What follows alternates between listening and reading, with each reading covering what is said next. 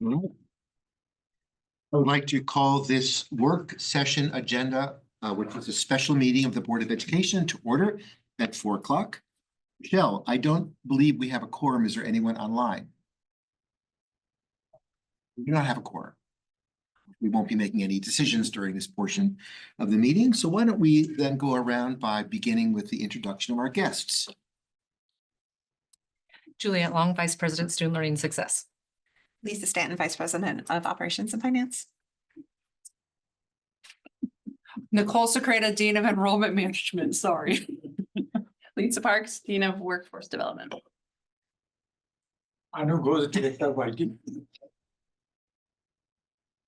So, I'm Executive Director, Institutional Effectiveness and Planning. Steve Phelps, Dean of Instruction for Applied Technology, Visual Arts System. April Hamlin, Dean of Student Success. Sarah Crown, Director of Institutional Research. Kelly Gonzalez, Director of Marketing and Communications and VIO. all right, well, welcome everyone. And Jonathan has just popped in. Welcome, Jonathan. You created a quorum. All right. So why don't we then begin with our institutional effectiveness update? Remy, I'll turn it over to you first. And I'm happy to have Isam provide this update this afternoon to start, and then we'll kind of conclude our conversations around some strategic planning thoughts at the end of his presentation. And Mr. Chairman, if I could just take a moment to introduce our new Director of Institutional Research, Sarah Crown, who we had stolen from Louisiana. Oh, okay. We don't plan to return her. That's okay. I'm okay with that. Thank you. Appreciate you giving me some time to share some of the thoughts on where we are going with institutional effectiveness, but also starting with where we are right now. When I started in this line of work a little over 15 years ago, and I'd shared this with you, I didn't know what all of this meant. So I'd asked my boss, who was at that time the Associate Vice President of Institutional Research and Effectiveness, as Kansas's second biggest, but first best community college. And I'd asked him, well, what does institutional effectiveness mean? And he said, well, fundamentally, it means institutions which get stuff done, though he used a word other than stuff.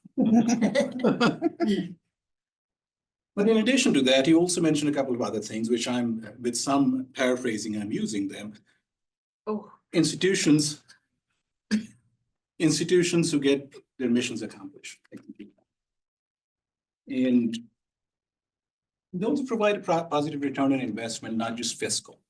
And we are talking about fiscal, social, and otherwise. In other words, when something is put into them, something comes out, which is slightly better. So what does it mean in our case? For public higher education institutions, this translates into, in broadest terms, several things. Student success, of course.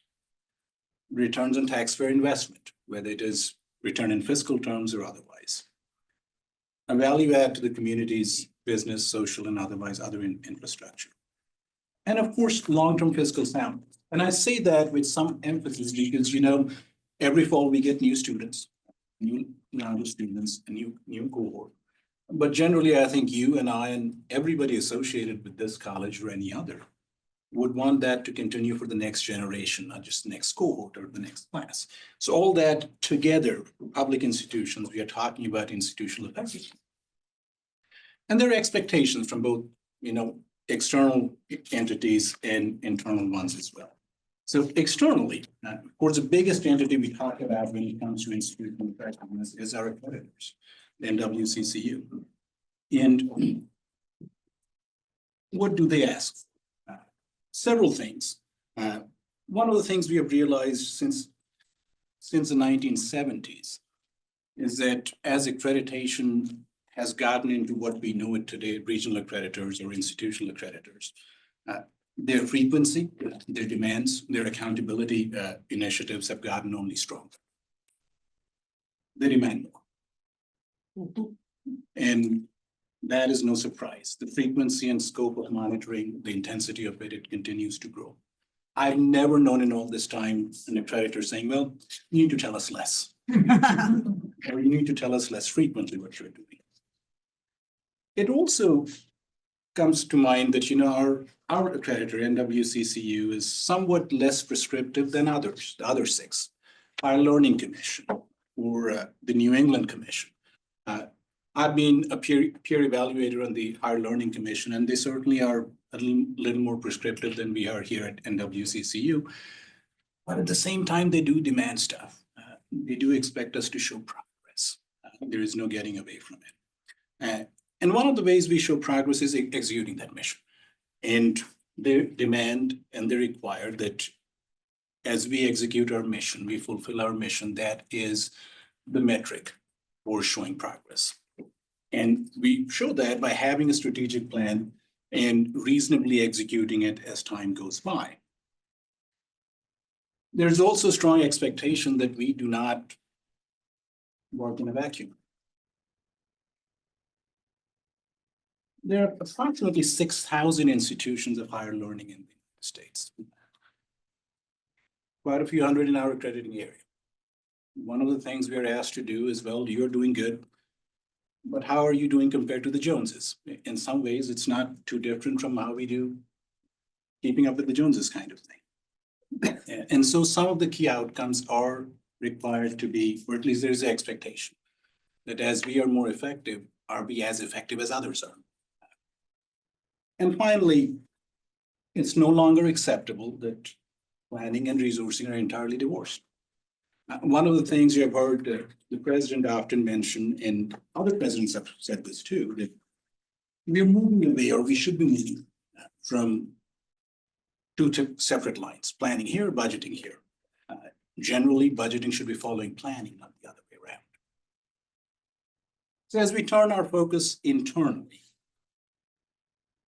this is what the picture looks like. Internally, effectiveness is often shaped by those three forces. Those three big ones: planning, fiscal soundness, and of course, comparative positioning.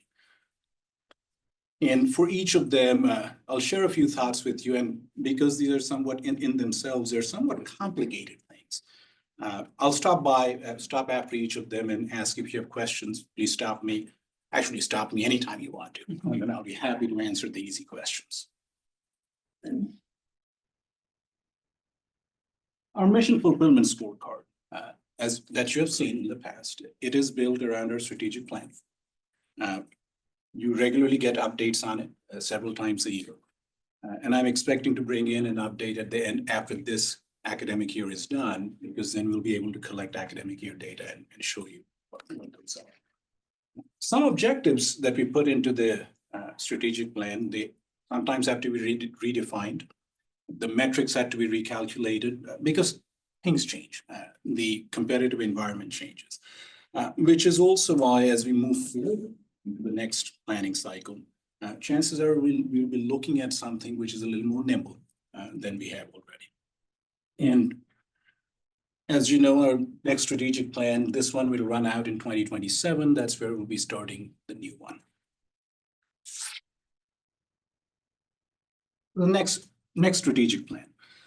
Broadly, we have an initial timeline, which I'll be sharing with you in a little bit, that sometimes in January 2027, you'll get to see a new strategic plan for you to take a look at, discuss. I mean, the idea is that in January 2027, that the plan, the timeline, the planning phase will be done, and you'll be able to say, this is the new strategic plan, let's go. We certainly expect it to be more nimble in framing so that as things change very rapidly, we are able to respond to them in an appropriate fashion. And I know Dr. Weber is going to touch base on it a little bit afterwards. The new plan is going to have the same good things. I mean, it is going to be inclusive. We're going to give everybody's possible to give input, have those discussions, have those framing discussions, have those town halls, and come to a consensus. It's not going to be top down as it shouldn't be. But additionally, it'll also have a strong focus on fiscal soundness so that, as we talked about earlier, this institution continues to thrive into the next generation. This is what the tentative timeline looks like for the 2732 plan. And trust me, I know even I cannot see it from here. That's why I provided you a handy QR code. So you can just click on it and it gives you more, it's a much better look at it. But I wanted you to see that it is, the Gantt chart looks like this. But there is a tabular chart which you can find with the QR code. Has anybody not been able to find it? I know April is looking at it. Yeah, Bit of homework. Cool. totally worked. I'm coming into the 21st century, April. So let me stop there before I go to the next set of slides and ask you what questions you have so far about the planning. And I'll even take the hard questions. So in the planning part, Yes, sir. what role would you see the board playing in the planning part? And who would be the other partners that would be included in that? My sense is the board will be playing a very key part. Just like other constituencies of the institution. But also, I suspect there'll be a part played in addition to the internal part, the board will also play a part in getting others on board on the outside as well. More of that, I think the president can probably base on that a little more, but I certainly expect it to play a central part. Both internally and also, as community leaders, both inside and the outside of it. Yes, sir. Ethan, am I reading this correctly that you're anticipating that it's gonna take 5 years to put this plan together? Oh, heavens, no. I mean, that's the way I read this. Maybe I'm reading it incorrectly. I should have clarified, Roger, but the plan should be announced in January of 2027. It's a 5-year plan. Okay, got it. That's the way I have always thought about a strategic plan, but this would carry you through that 5-year period. Okay, that's the plan. Okay, got it. Okay. If I took 5 years, I should be fired. I wasn't gonna suggest that. The bulk of the work would be the fall proceeding. Sure. Yeah, okay, got it.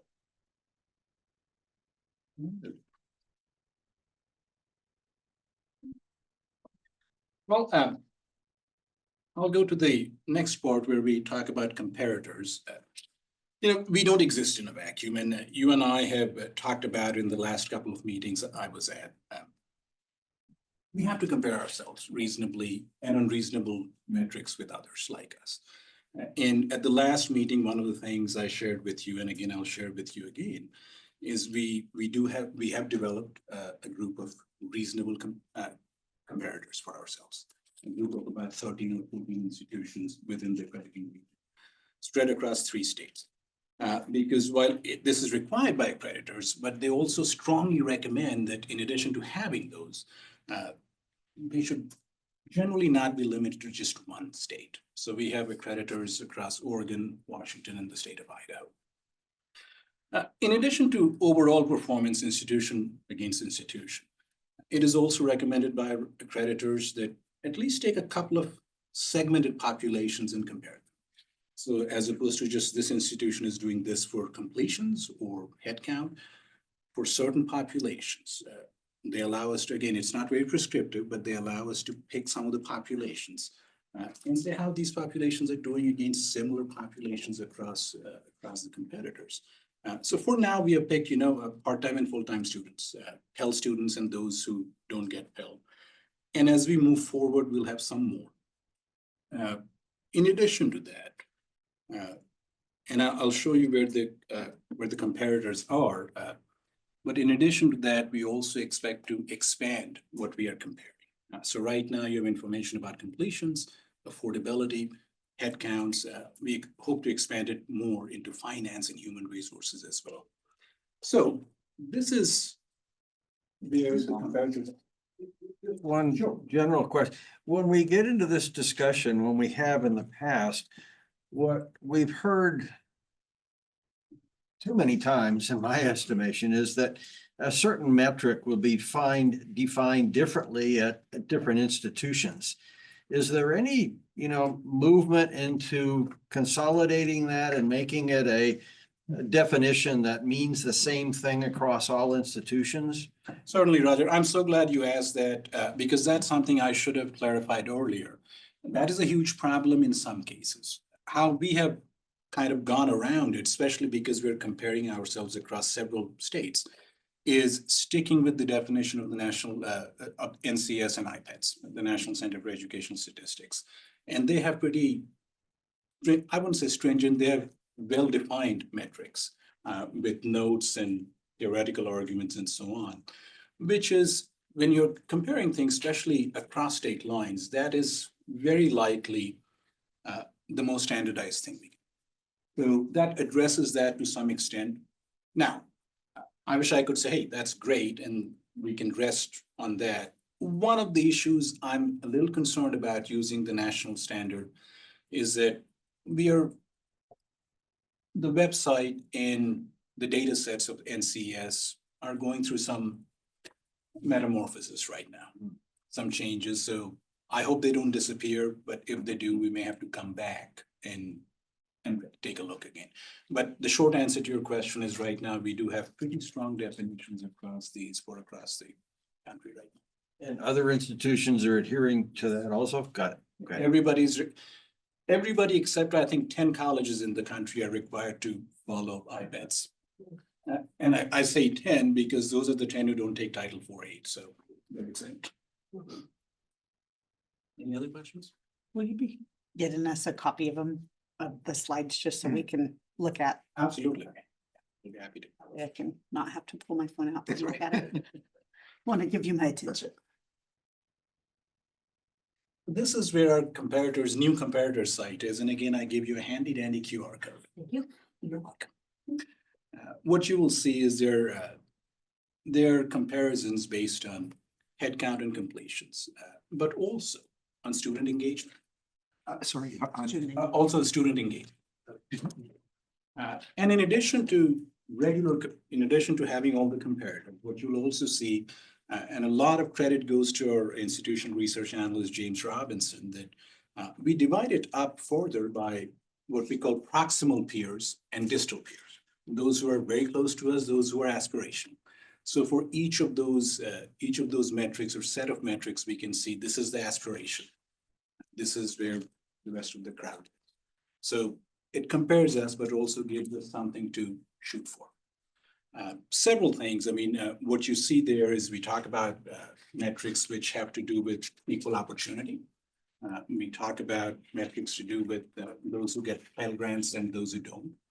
And certainly about the other regular things like headcounts and credit hours and those kind of things. But this is a beginning.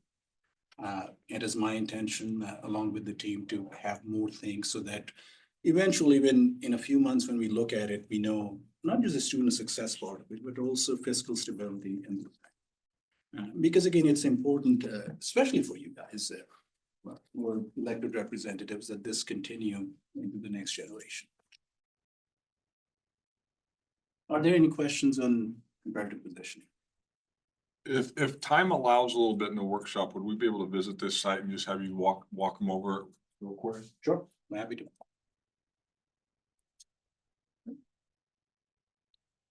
Let's move into fiscal soundness. Right now, our accreditors already expect us to integrate planning and resourcing.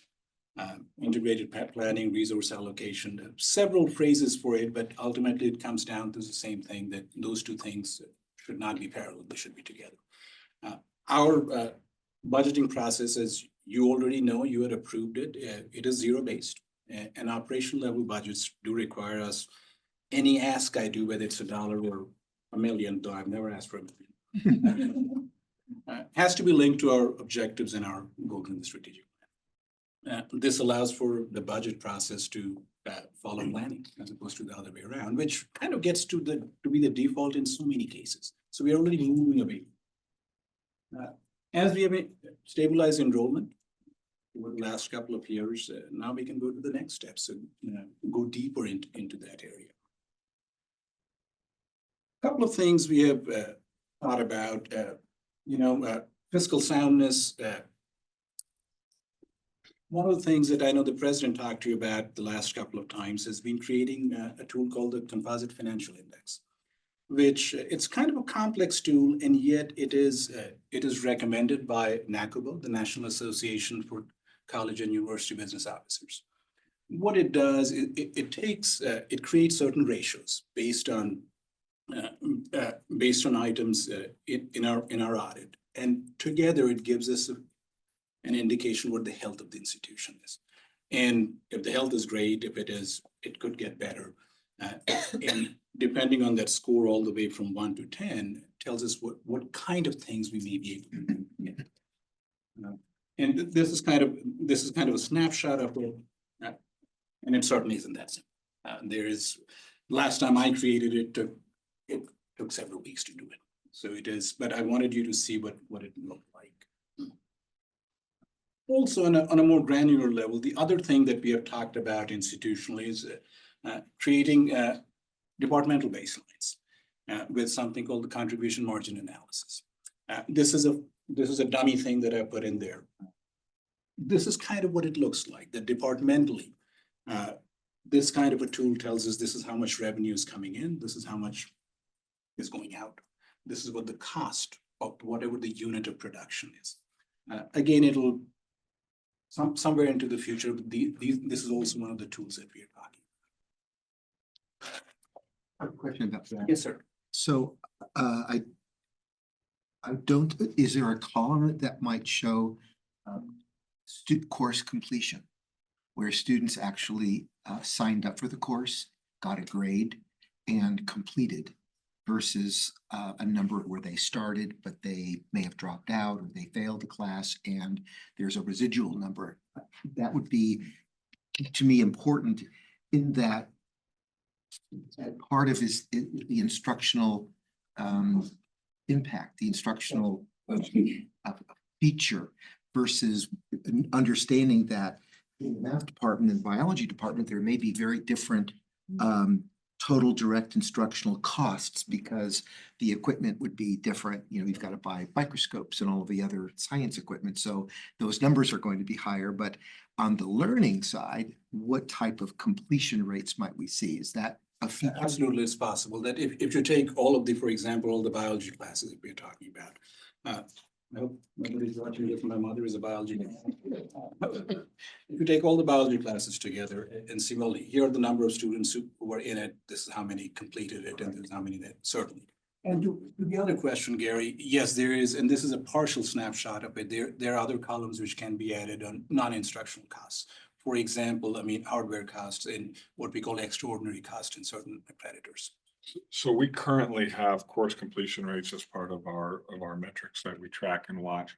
And typically what we're doing right now across the institution is we're looking at institution rates and then allowing the departments and instructors to see kind of their own, because historically we know some departments have higher completion rates than others. And so comparing, you know, Department A versus Department B isn't always fair because that department has higher, you know, and so that's part of the beauty of having peer groups. And not that we get into this right away with some of these, is you say, oh, okay, so our programs that have higher, or what's called higher attrition rates, you know, how does that compare to others? We're not there yet, but where we are internally is over time, we're tracking what's our course completion rate. It's been a target for us.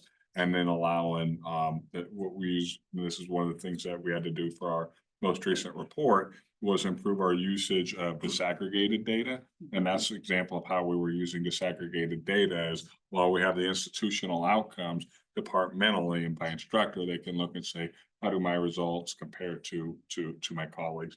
Those are things that particularly when we drill down, those are less likely that we will share them than we do more of the institutional indicators. So it doesn't feel like a threat, but those are the kind, that's an example of the kind of data our deans are working with our faculty on. So why I think it's important to a policymaker is because if we're part of the strategic planning effort and you ask us as the citizen representatives to come up with a plan for how the college can continue to improve, looking at those types of data would be important to either sustain an existing goal or set a set of strategies that may already be in a plan versus saying, oh, we've met that. Now let's change our focus and do something else. So it's important for the policymakers to have some level of knowledge about the relevancy of that particular strategy versus just pushing it to the people boots on the ground and the instructors and the deans and the VPs and so on. So I just think from a public perspective, if we're going to participate in it, we need to know the data as well. So that's just, I'm just sort of wanting to just be transparent. Absolutely, Gary. And it is, in addition to that, one of the other things I think, as we move forward, we're thinking about incorporating is, you know, the thing that you and the president just said, that English is different from, for example, workforce training, where you have a lot of credit hours in one case, and the other you have a lot of completions. Having both of them at the same time gives a fuller picture. Absolutely. Yes. I'm gonna follow up, going a little bit different direction, but it's the same kind of question. All of my career has been in the for-profit, you know, that's what your objective is anyway. Most of the time you may. Anyway, but this is like, say, okay, we used to keep track of the profitability on each job and each customer, et cetera. And if it wasn't profitable, we would say, all right, well, maybe we shouldn't be doing that kind of activity anymore, or got to change our cost structure or price schedule, something like that. And what I'm thinking is that this measures part of it, the revenue by activity, but it doesn't, we have, as everybody knows, we have some activities that are more expensive, and we kind of got into that, but they provide a benefit that's hard to justify this way. And they may turn out to be a negative profitability from the college's standpoint, but from the community standpoint and expectations, we certainly need to continue those activities. Now, how is that going to be incorporated in this? Absolutely. And a great example of it is nursing in many places. They put a lot of effort, a lot of money, but it doesn't look profitable. And this is just dollars and cents in one sense. Sure. And the other part is what's the value add? We need nurses. I know that. You know that. I mean, it is, especially in this, any place, especially in this place, it is important for a lot of our smaller communities. And for that, I don't know the direct answer, but I'll share with you this, that anytime we are, and that's why at the beginning of it, I shared with you that we're talking about value add in economic terms, but also in social terms. How do we decide that something which is on the top, not making money, is adding value? And I think a lot of it comes in from qualitative data that others are saying, well, this is not making a profit for you, but it is making a profit for the community. That's going to be hard to put on a spreadsheet. We could look at social data and put it up against our social data. And so maybe that's health outcomes, maybe that's homelessness. I don't know, maybe it's, I don't know what it is, but that is a metric that we could put against some of these higher cost, lower financial outcome programs. And just as Sarah said, one of the key quantitative things that in the past we have been able to put up at other institutions is for something like, for example, nursing, or for that matter, athletics in some cases, which is supposed to be a money loser. What is the economic and social impact? That can be converted into dollars and cents. That needs to be brought in. As long as that's being incorporated, that's why I brought that up. And I assumed that was, but I didn't know quite how you'd get that. But we'll get, and you're right, I mean, we should be getting, and we will be getting, if something like this comes up, we should be getting actual dollars and cents, whether it is, fiscal or it is social impact, and it is available. Thank you.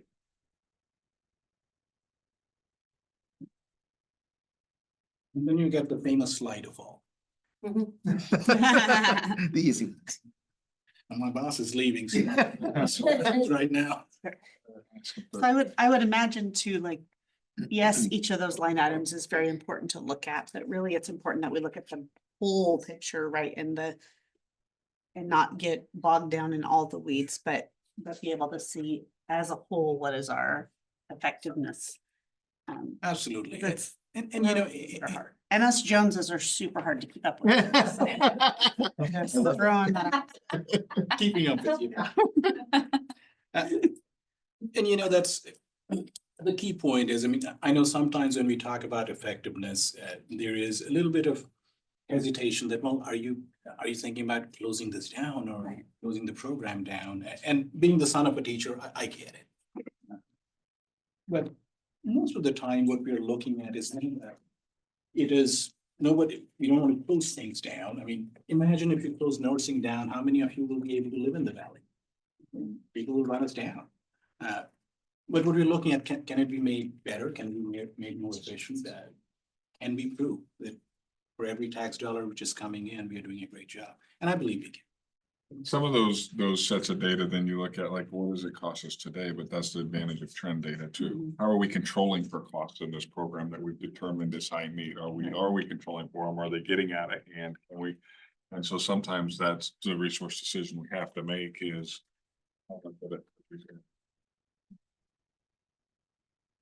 Yes, I'll take the hard questions too.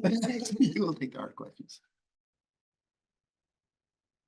I wanted to just comment that I'm so appreciative of Randy bringing ESOM in, developing a targeted person and department to gather this information and bring it to the forefront.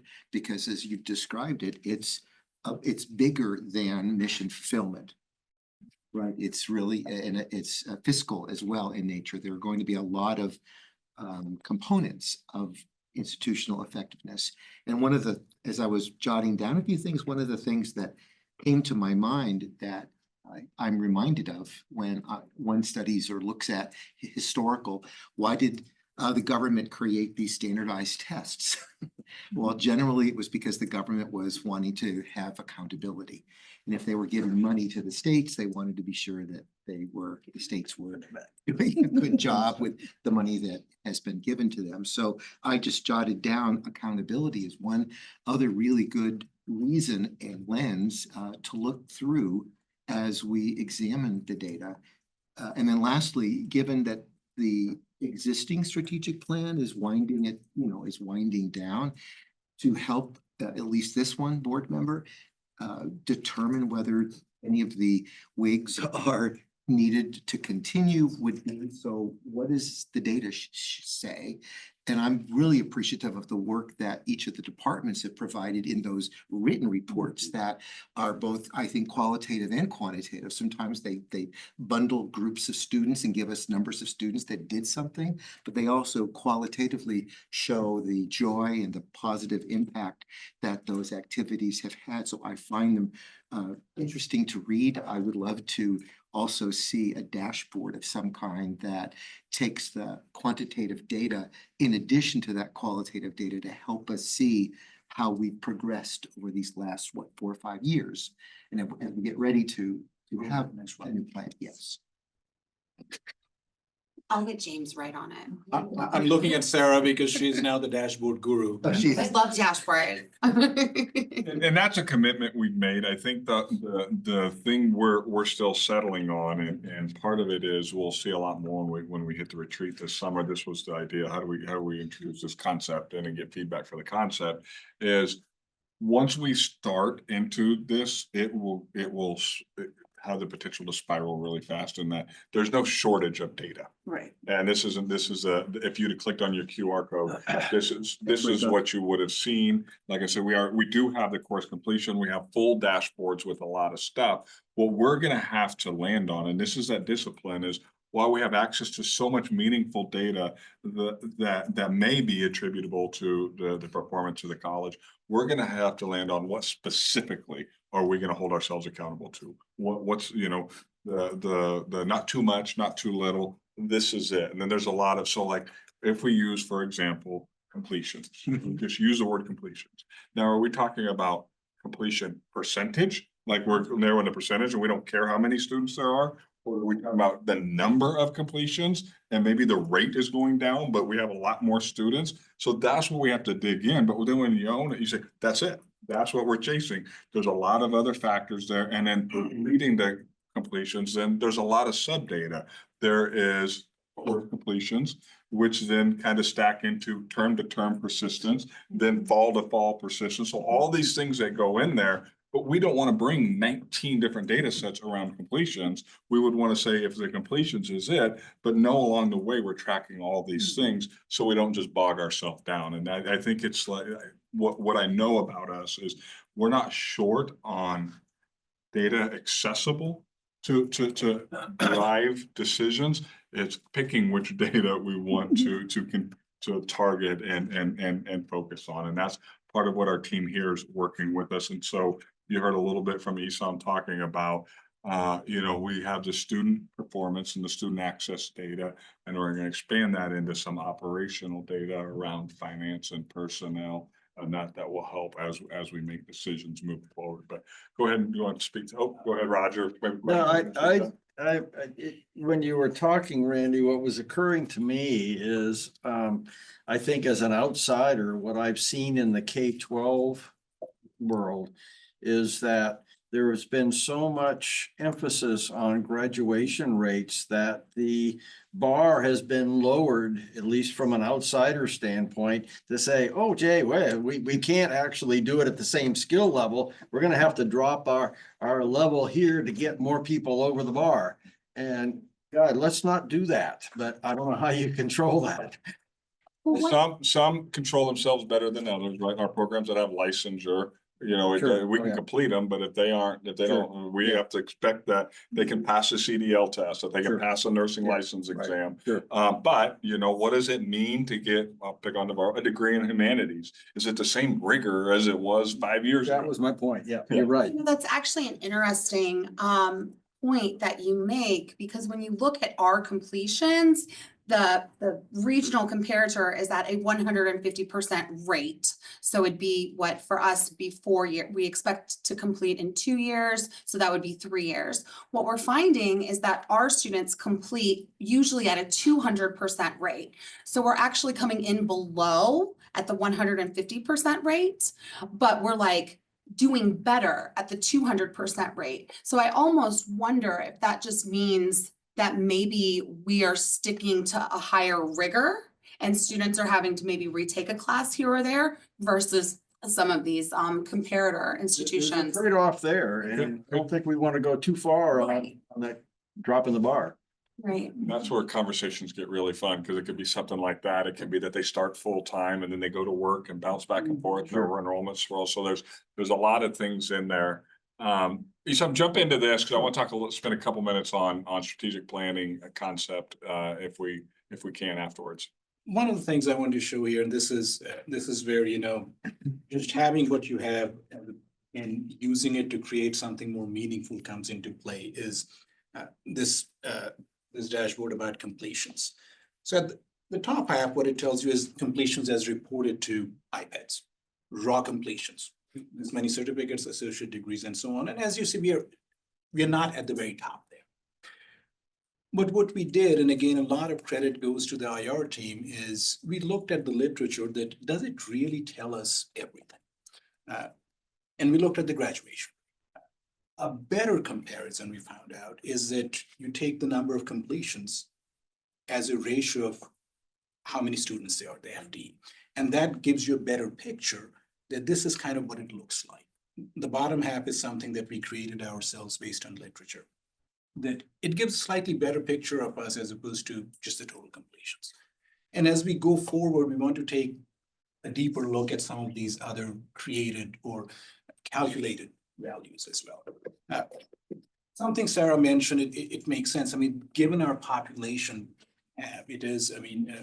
people come in, they go out, they come back again.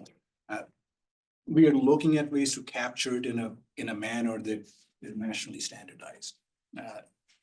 And I'm hoping we can get that. It's going to be a little tough, but eventually you will see something which is a little more sound than this. But until then, we want to be able to display that we are doing quite a bit. And this is the proximal and distal peers we talked about. These are folks who are aspirational for us. And if we go to the proximal ones, you see that we go up a little bit there. So in each of these things, what you see is these are the ones that we are right there with them. And then the distal ones are those who are or aspirational for us. So is this a live analytical tool that is developed is on an intranet? No, it is, you can see it. Okay, Your QR code goes live there. it's right there. So on the QR code, okay. But, And it is there. And it is on my presentation. I'll send it. okay, okay. Uh, And if you go back, Isam, to the first slide, I'm color challenged, I think. Could you point out with your cursor, is it green that's RCC? When I look at It is is it blue? the light blue on this one. The light blue one. Okay, that's the blue. Okay, I see it now.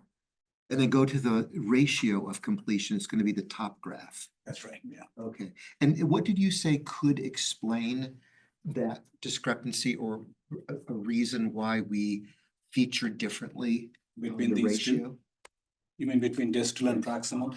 The distal ones are those who are aspirational. Mean ratio We're and. really doing good. Okay. I mean, they're still our competitors, but they're in this particular area, they're doing pretty good. The proximal peers are those who are kind of in the same pack as we are. That's what about the I ratio. think, yeah, so I think when you look at the top one, Gary, what you're seeing is the number of completers, and the number of completers, you have to remember that's during a period of declining enrollment, so our number of Okay. completed Yeah. enrollment faster than other schools. Okay. So that gap was there, but when you Gotcha. control for that, say the percentages, which is the bottom, Which is, I got you. then you see our That was my percentages. question. Oh, sorry, I misunderstood you. Okay, that was. And that's the difference between numbers and, Right, right. and ratios. So in the data, could you ferret out potentially, we look at in the humanities, I'm gonna pick that Yeah. area. We have fewer completions. In the math and sciences, we have greater completions. When we look at the average class sizes of those two departments, we have math and science at 20-1 and we have humanities at 30-1. So we would know that, right? Internally, we would know that. As a comparative tool, probably not yet. But it at least could give the deans and the people inside to say, we might need more resource in this area versus we're not doing a good job, so let's. And reduce well, it. sometimes we put all the resources we want into it and it's still a challenge. So for example, if you take our completion rate and compare them to Florida or California, they're gonna be terrible. Because the value of an associate's degree in those states prior to transfer is exponentially greater than is in Oregon. So our students can transfer to SOU without a degree and of course is transfer at the. In some other states, you can't even get into the university unless you have that associate's degree. So when that makes it where your distal comparators come in and get you like, oh, wow, those are aspirational. So following that logic, we talk about, let's compare nursing to welding Right. or automotive, right? Nursing industry requires completion to work in the field. Mhm, Welding or automotive, yeah, go learn some skills. And then if we're hiring, we'll take you. mhm. And so it doesn't mean our faculty are doing anything wrong. Industry, if they don't value the completion at the same level, and in Oregon, we're challenged because for transfer, the completion of the degree does not have the same value it does in other states.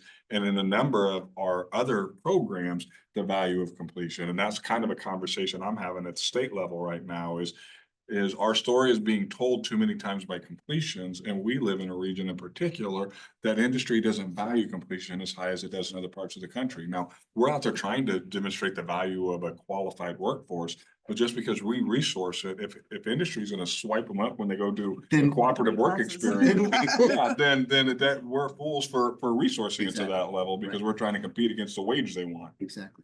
Can I add quickly? I know you want to talk about strategic planning. One other point on that, to continue that discussion, one of the things you'll likely see in this fall is we are going to be institutionally, we're going to deploy a survey not only of our completers, but also what we call our concentrators. That those who have finished a certain number of core classes, we don't know what that number is yet, and see what they're doing afterwards. So what that tells us is that, well, in addition to completions, those, who probably came here and then skipped a term or left after a few classes, we want to see how they are doing. It's not the same as completions, but in some ways it is that if that was their goal, they wanted to get those 3 classes and go into the workforce, is that considered student success? A lot of people would suggest it is. So at least want to create that baseline goal.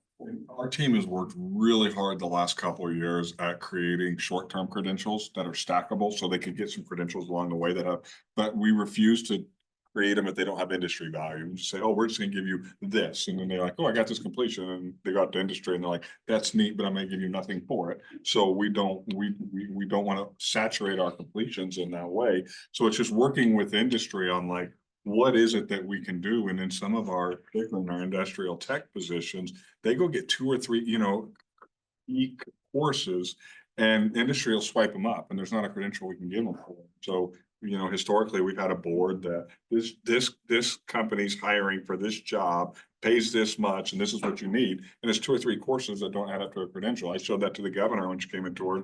I'm like, well, every student who gets those jobs are gonna feel like we did them well, but in no way do we get accountability. And that's just, No that's a dot on any limiting graph for factor. that. Yeah, We were the institution that opened doors. yeah, That's what we yeah, did. yeah. And so if they come here, they get the skills they need that industry recognizes, we didn't fail them. We just don't get to count them as a success either, which is hard. So I want to spend just a couple minutes talking about the concept of strategic planning, though it's way ahead, but I think I want to do this because we're going to start in the spring talking about how do we build the model, and it'll be here before we know it, and we'll talk about data this summer more in the retreat. I have despised strategic planning, I will tell you, for many years, because people will do a 5 or a 7 year plan because they don't want to do it very often. And a typical 5 or 7 year plan means we're going to talk about planning resources for years 4, 5, 6, and 7. I don't have a clue what resource allocations will need to be in year 3, let alone any of those years. And so I saw a school that I really love. It's a league board school, Austin Community College, did this thing called Theory of Change, where they're doing their planning. What they have is they have one North Star goal. By 2030, they're going to graduate 70% of their students. Heck of a North Star goal. It's aggressive. I wish them the best of luck. I can think back to a billboard that was in Austin that was in the early 2010s, where they were graduating 4 or 6% of their students. So it's a long ways to 70.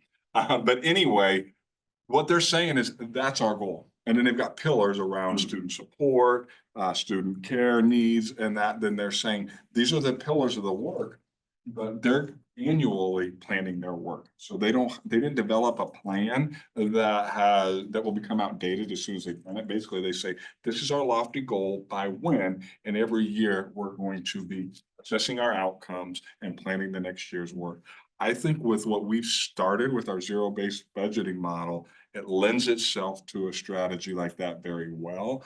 But it would introduce us to and I think NWCCU will accept it. It will introduce us to a model where people who are accustomed to saying, oh, I have this wish and I can't get it years 1 and 2, but I'll get it year 3.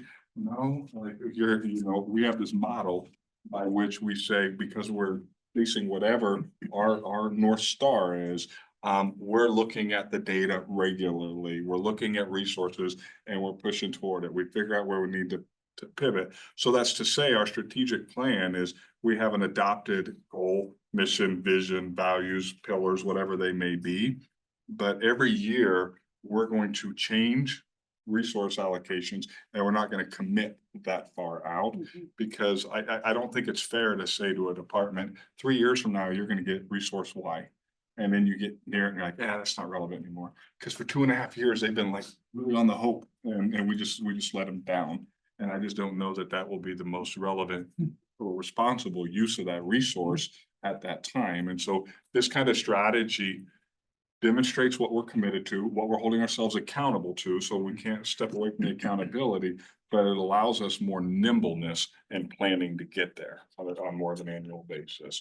And so what we would see from a model like this is we would adopt what our mission, vision, values are for that strategic planning period, but our tactics and strategies will be adopted more frequently. The other thing I love about their model is they have multiple teams, and one of their teams is design team, and their design team basically designs most of their work.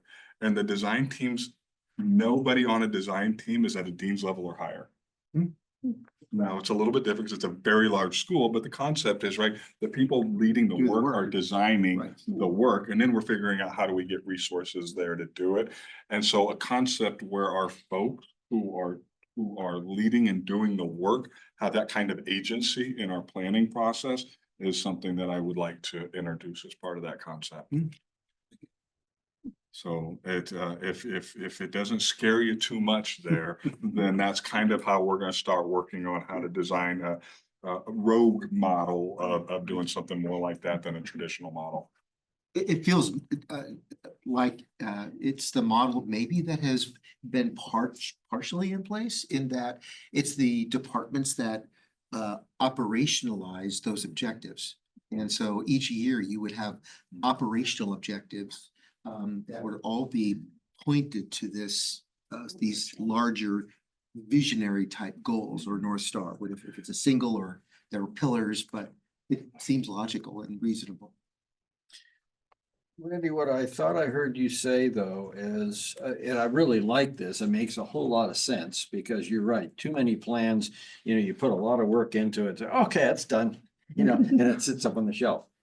And you go back to it every once in a while, but the accreditors is the part that I thought I heard you say is you hope that they accept this. Now, to me, hope isn't a real good strategy.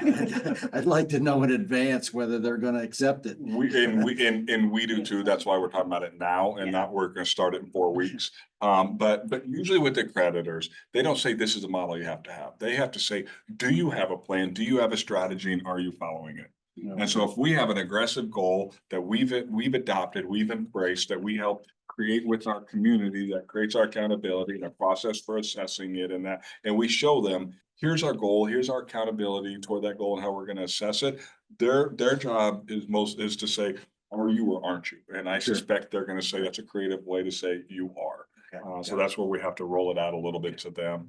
And I have confidence in our ability to do that. But a process like that, I will tell you, is less, and I mean, it definitely provides opportunity for community input and other people input, but it's less than a traditional strategic planning model where you're spending days and evenings and all this time together and creating like what goes in year 2 and what goes in year 4. What you're really doing with them is like, what is the work of the college about? And then even to the point where it's like, policymakers and administrators, we have to resist the temptation of pushing the work down if we're going to say we really want people who are doing the work to try to bring some of it up. And I appreciate the fact that you have kind of introduced us to this early enough because we're doing strategic. Planning. No, we did the planning, now we're doing the work. It can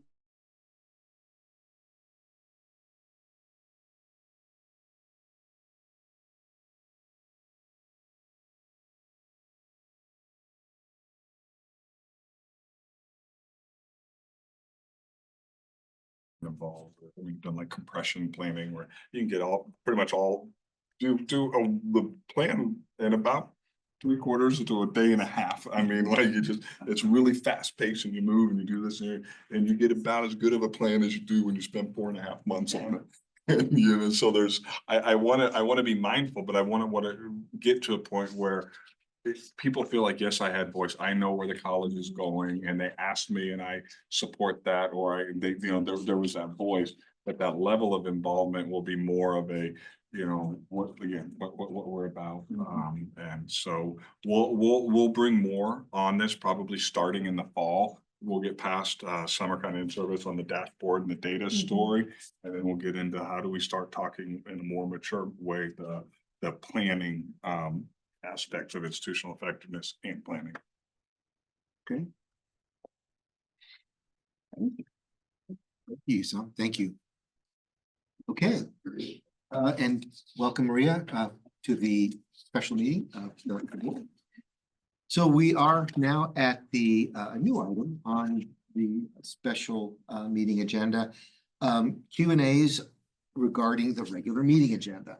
So Randy, do you want to speak to why this might be a good idea to have sort of as a rolling topic?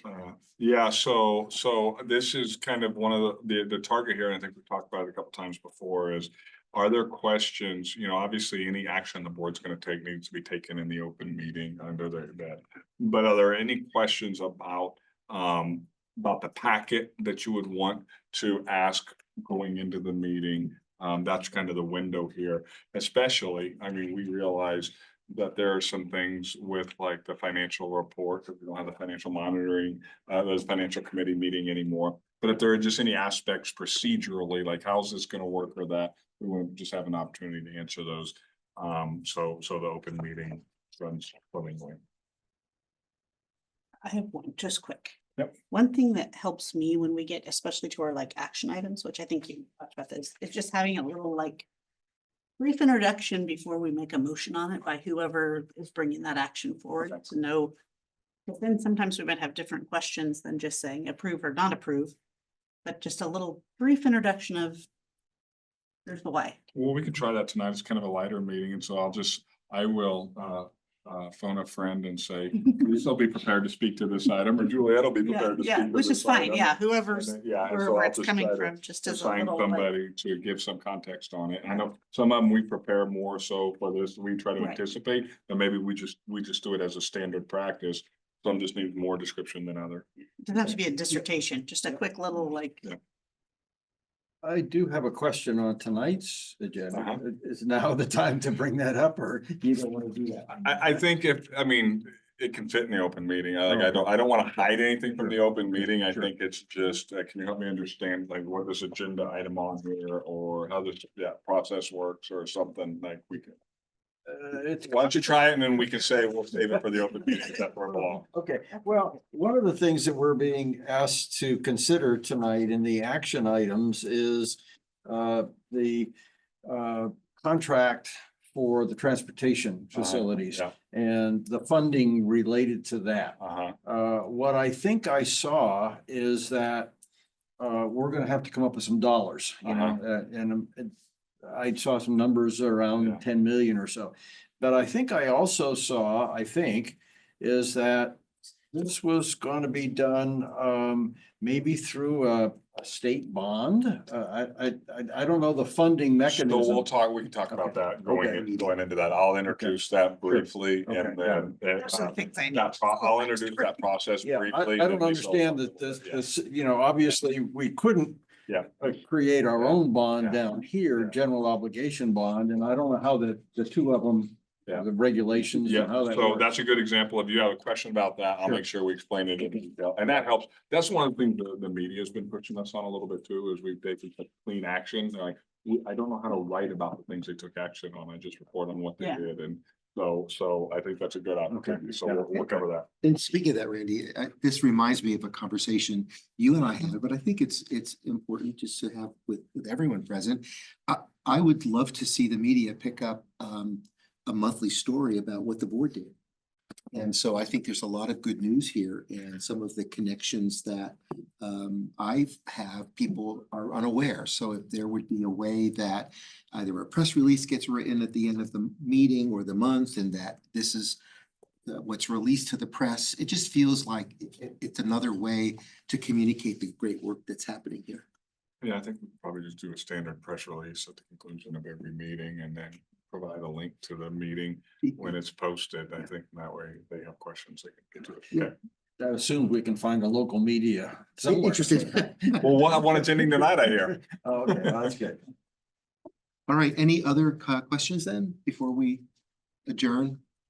All right, then we will adjourn the special meeting of the board, 4:58. Take a 2-minute recess.